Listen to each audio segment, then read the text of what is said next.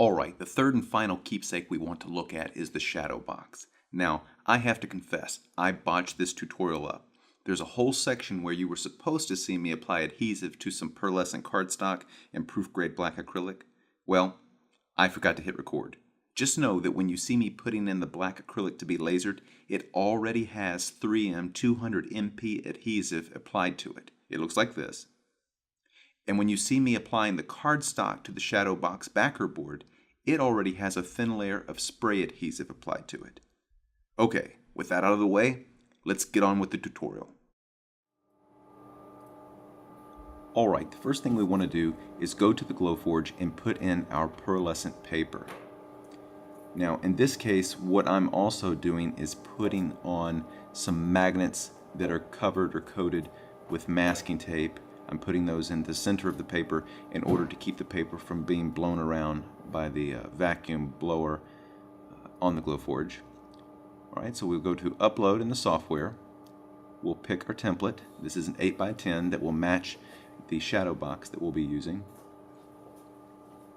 We'll want to put in the unknown material thickness as 0.01, and then we'll go to our settings and we'll put in a speed of 425 and precision power of 75.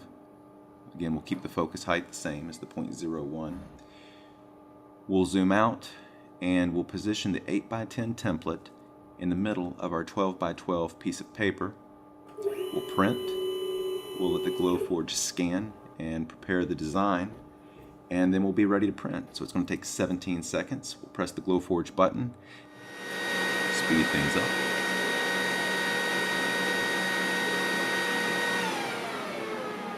And we're done. The first thing we want to do is quickly remove the white pearlescent paper. I'll use my flash moves here. And then we want to put in the proof grade black acrylic, which again has the adhesive, the 200 MP 3M adhesive applied to the back. We'll close the hatch and we'll move on to the Glowforge software. Once we're in the software, we want to upload our signature. In this case, it's the Love Dad signature, or handwriting. And here, because I didn't have it resized perfectly in the Illustrator file as the SVG, we'll want to move it up to the corner here and use the rulers. I want it to be about 5 inches, so I'll go ahead and resize it, and then I'll bring it down to the corner here and click the print button, and we'll be on our way to lasering. Oh, but first let's go ahead and change the engrave to a cut, and then we'll move over and press print. Okay, and we'll now scan the material, let it prepare the design. A minute 14, we'll go ahead and press the Glowforge button. We'll speed through the process here.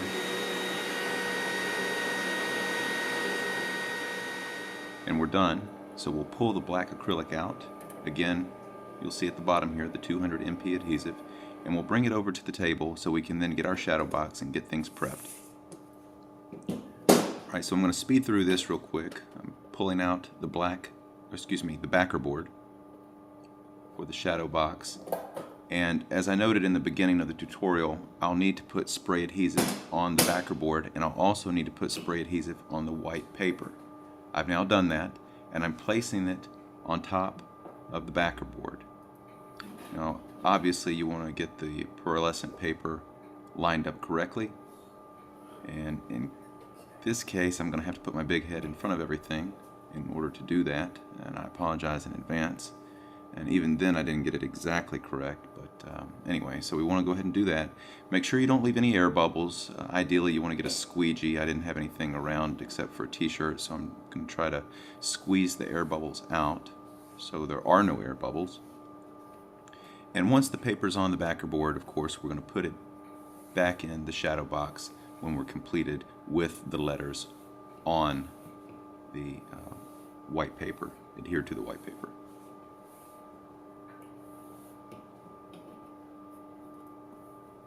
Okay, now we're ready to apply the acrylic signature to the paper.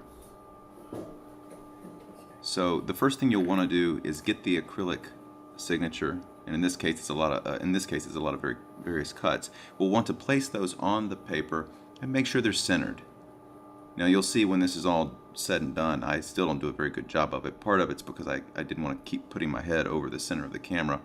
But you know, measure it out, make sure you have it in a proper placement. When you feel good about it, go ahead and create a reference point. In this case, you can see I put a razor blade down to put a reference point of where the L would start.